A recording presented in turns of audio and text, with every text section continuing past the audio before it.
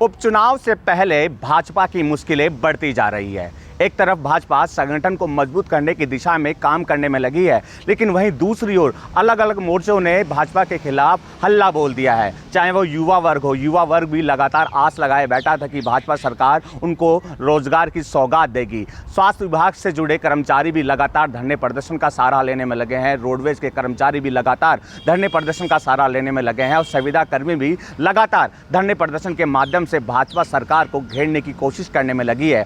एक तरफ भाजपा तालमेल मिलाने की बात कर रही है, हर वर्ग को साधने की कोशिश कर रही है, लेकिन जैसे जैसे अलग अलग मोर्चा, अलग अलग संगठन हल्ला बोल शुरू कर दिया है तो कहीं ना कहीं भाजपा की उपचुनाव में मुसीबत बढ़ती जा रही है। एक तरफ भाजपा के पदाधिकारी लगातार उपचुनाव को लेकर अलग अलग जिलों का दौरा करने में लगे हैं। आपको बता दें 7 जिलों में जो है उपचुनाव होने हैं। ऐसे में भाजपा के पदाधिकारी इन जिलों का दौरा करते हुए लगातार पार्टी के पदाधिकारी को एक जाजम पर लाने की कोशिश करने में लगे हैं और लगातार जनता का मन टटोलने की भी कोशिश की जा रही है। लेकिन वहीं दूसरी ओर प्रदेश के अलग अलग जिलों में जिस तरह अलग अलग संगठनों ने मोर्चा खोला है, इन संगठनों से तालमेल बैठाने की कोशिश भाजपा करने में तो लगी है, लेकिन सफल होती हुई दिख नहीं रही है, क्योंकि अलग अलग मोर्चे का साफ तौर पर कहना है कि सत्ता में आने से पहले भाजपा ने कई तरह के वादे किए थे, हर संगठन को साथ लेकर चलने की बात कही थी। लेकिन अब सत्ता में आए लंबा समय हो गया है, लेकिन जो वादे किए उनको अभी तक पूरा नहीं किया है। अलग अलग संगठनों से वादे किए गए थे, संविदा कर्मियों को नियमित करने का भी किया गया था। जो कर्मचारी है, राज्य कर्मचारी है,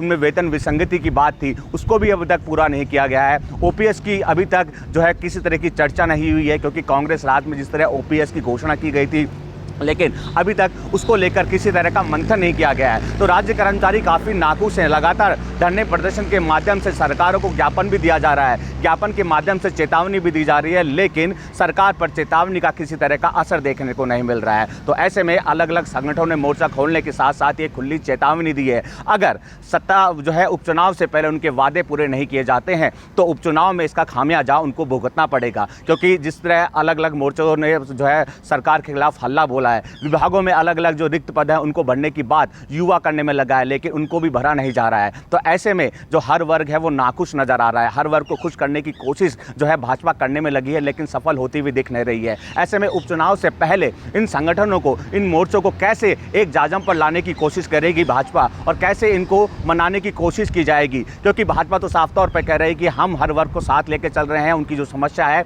उनका निस्तारण भी किया जा रहा है, लेकिन जो निस्तारण की बात भाजपा कर रही है उसका असर दिखते हुए नहीं दिख रहा है। तो ऐसे में इसका नुकसान भाजपा को उपचुनाव में उठाना पड़ सकता है। अब देखने वाली बात ये होगी कि भाजपा इन संगठनों को, इन मोर्चों को कैसे एक जाजम पर लाती है और कैसे उनको मनाने में सफल होती है।